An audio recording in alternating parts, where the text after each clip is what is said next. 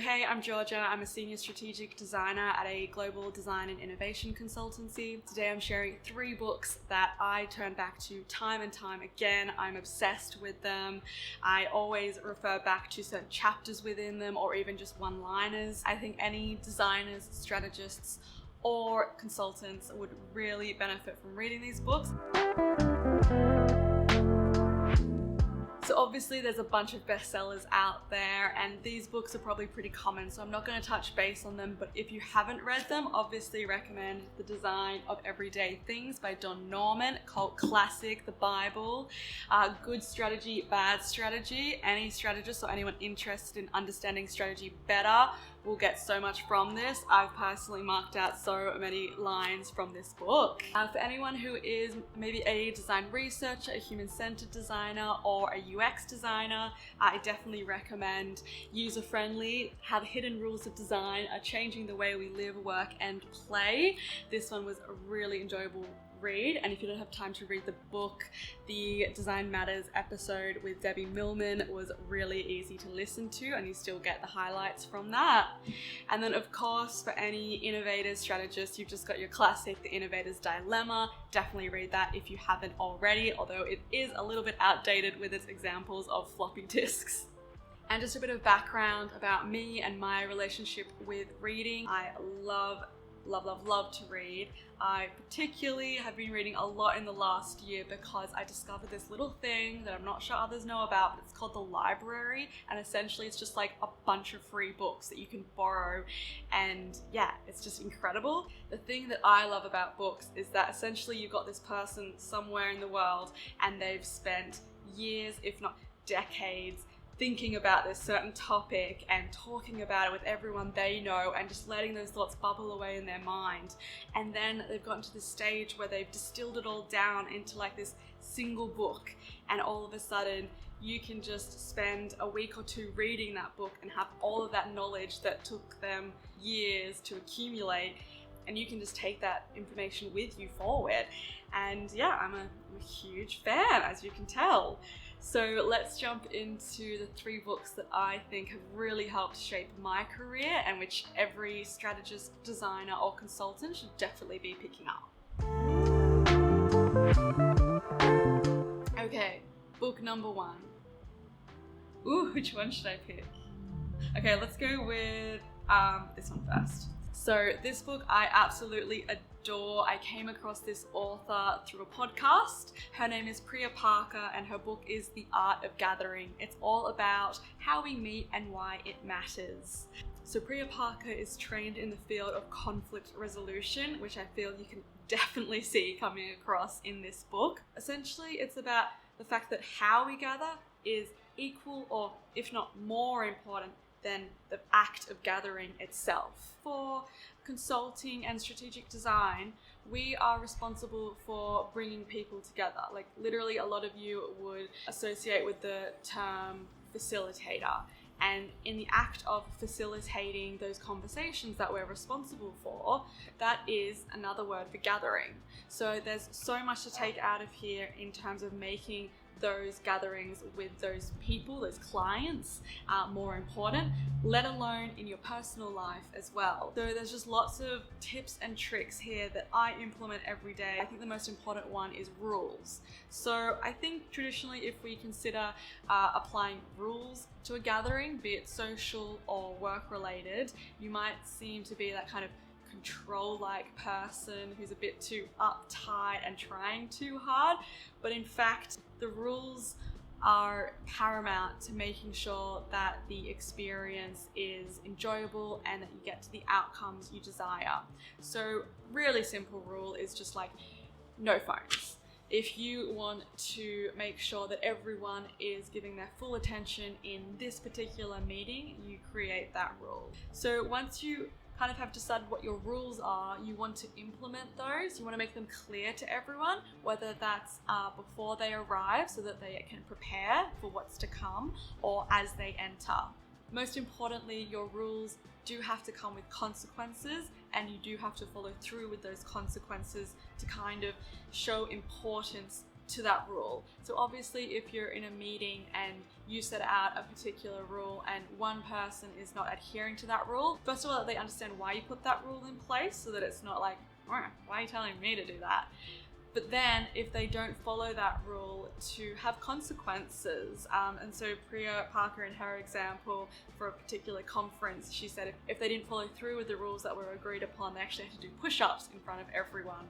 And you best believe she followed through with that. At a high level, this book is fantastic. It puts gathering into perspective along with a heap of tips and tricks about how to implement it. It gives us permission to give our gatherings rules, and I recommend you implement those rules in your next meeting or gathering that you host in your personal life or your work life.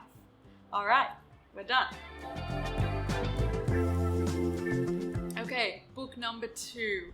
This book was recommended to me by our exec strat director.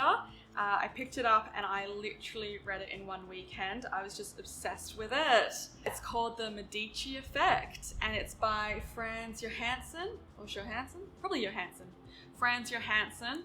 I consider this book, after reading it, like the OG of transdisciplinary collaboration. Obviously that term is very popular now, but even when I was studying, we mostly use language such as multidisciplinary. This is like so good at explaining that and the need for co-creation and collaboration and actual advice for how to implement it. Yeah, this book covers intersectional ideas when two disciplines that might not cross over merge, they connect, and something magic is born. Essentially, Frans Johansson is arguing that when this happens, the crossover, you get so many more ideas and so many better ideas. One of the key takeaways for me from this book was how and why we brainstorm. Brainstorming, everyone should be familiar with it. It's when you come up with lots of ideas. Maybe you gather in a room and talk them out, and then you have this big list and then you pick one. And that's all good. But Frans Johansson explains that we should think about fixing brainstorming. And maybe you have implemented this already, maybe you haven't, but I certainly wasn't aware of, I guess, why this is the better way to do things. But essentially, when you brainstorm alone and then come together to further iterate those ideas, you're going to get more and better ideas. Versus if you are a group coming together, you're brainstorming all together, you're less likely to get as good ideas because, number one, people who are maybe more shy or maybe have less power in the room are less likely to speak up. So you're already missing out on all of those ideas that person might not share. As well as that, it encourages a lot of groupthink. So a lot of people in the same room sharing the same thoughts from the same company might start to just go round in circles instead of entering any new spaces.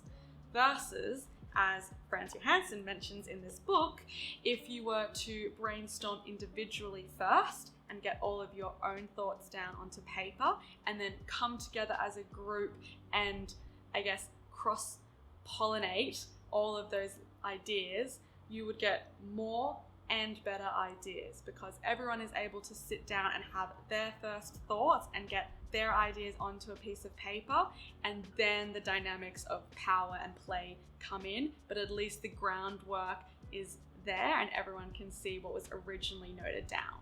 So that's definitely changed the way that I personally run my brainstorm sessions now. I was going to go into another one, but just read the book. Final book number 3, we have Thinking in Systems by Donella H. Meadows. Systems thinking isn't necessarily mainstream in strategy, design, and consulting, and so that is why I'm recommending this book. Obviously, so much of it is relevant to just society and life. I see it in art, I see it in cafes, I see so much of the thinking behind it in life. What this book covers is that once you start to see the systems in place in society and the world broadly speaking. You will never be able to unsee them. So once you understand how one thing connects to the next thing and the next thing connects to that, you will see how this thing, which seemed completely irrelevant to this thing, are absolutely interlinked and interchangeable and will disrupt and dispute one another, or work in their favor and have a really positive effect as the result of that system. That is what this book is all about, and essentially I think everyone should be seeing the world in systems, especially political leaders. They could do with a lot of systems thinking. But systems thinking is definitely really important in strategic design. We're certainly responsible for what we put out into the world and the ideas that we have. You want to be able to zoom out and see how things are connected to one another and how they're feeding into one another, so that you can actually treat and see a problem from its core. And that is so important for strategic design consultants, because essentially we're responsible for seeing the problem, and then once we've seen that problem, we then start to ideate on possible solutions. But if we've got the wrong problem, that means our solutions are possibly just going to cause more problems. That's why we need to see the system, because we need to make sure that what we're solving is correct, is right, is what is actually needed to be solved for. So it is actually just like your due diligence to read this book. So do yourself a favor, do the world a favor, and pick it up. So these are the 3 books that I recommend to any strategic design consultant. I've personally gotten so much from them, and I reread them often. To recap, The Art of Gathering is particularly for those who tend to do more facilitation. The Medici Effect for those who do more ideation. And finally, Thinking in Systems for those who are really upfront and defining the problem. I really hope you enjoyed this video. I'm going to keep making a bunch of content about work, life, particularly strategic design and consulting. So if you did, check out my day in the life video, and please like and subscribe so that I know you're here. Bye.